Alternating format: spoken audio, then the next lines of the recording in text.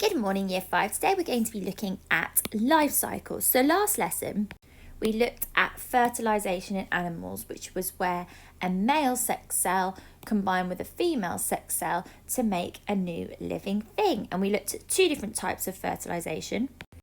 Internal fertilisation, where the male and female sex cells come together inside the body. And external fertilisation, where the male and the female sex cell come together outside of the body. So here the female would lay the eggs and the male would put his male sex cell on top of them, and that's how they would be fertilised to make another living thing. Okay, so let's have a look what we're going to do today. So we're going to start off with today looking at life cycle of a mammal. Remember, a mammal is any animal that gives birth to live young. So lots and lots of different types, including humans. Here we've got a bat, I think that's a pangolin, panda, so any animal that gives birth to live young. So here I've got the life cycle of a human, but it'll be the same for pretty much every mammal. So the first step in the life cycle of a human then is internal fertilisation, like we've talked about. The sperm and the egg combine and they make something called an embryo, which grows and grows inside the female's body for 9 months. And this 9 months is known as a gestation period. And this means how long between fertilisation, so that's the male and the female sex cell come together, and until the female is ready to give birth. So for humans, that's 9 months, but for bigger mammals, it would take longer. Like an elephant, I think it's 2 years, and then smaller mammals, it would take a shorter time. So the second step in the life cycle of a mammal then is the female would give birth to the live young after her gestation period. And remember, the difference between mammals and other animals is that they give birth to live young. So the female wouldn't lay an egg. The baby, as in the case of the human, would come out and it would already have a lot of the features of a grown adult. So we can see here it would have eyes, hands, all those things, just on a much smaller scale.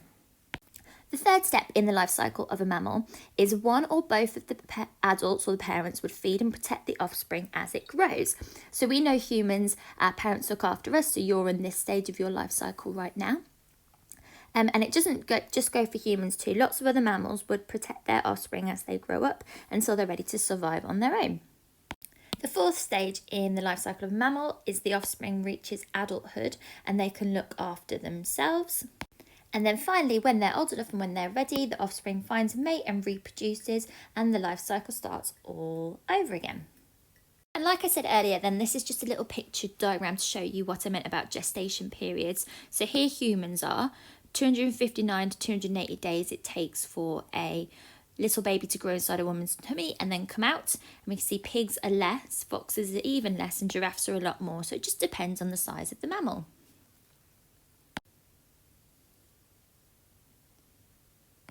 Okay, so unlike mammals then, mammals had mostly a similar life cycle. Reptiles can be very different compared to what reptile we're looking at.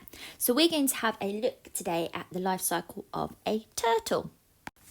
So the first step in the life cycle of a turtle then is internal fertilisation. Just like mammals, the male and female turtle mate and the male and female sex cells combine inside the female.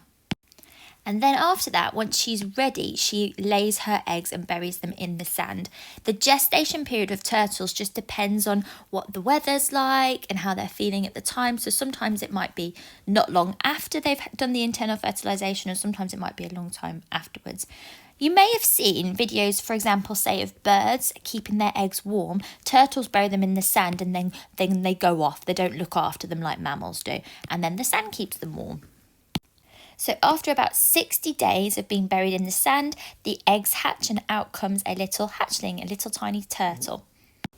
And then the baby turtles pop their head out of the sand and head down to the ocean. And I've attached a video. There are lots and lots of really cute videos of them doing this, so you can have a watch and see what it looks like, because it's very sweet.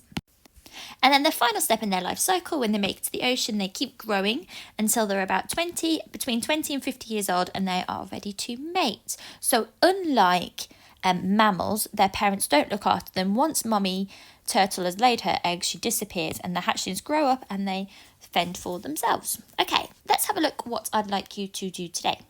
So your task today, I'd like you to choose a mammal, one any mammal you like, and a reptile one, any reptile you like, and it doesn't have to be the ones that are pictured here. And then I'd like you to, on 2 separate pieces of paper, present their life cycle really neatly, because when we get back to school I'd like them to go into your science books. If you haven't got paper, don't worry, you can just use the red book I gave you just before we finish the end of school.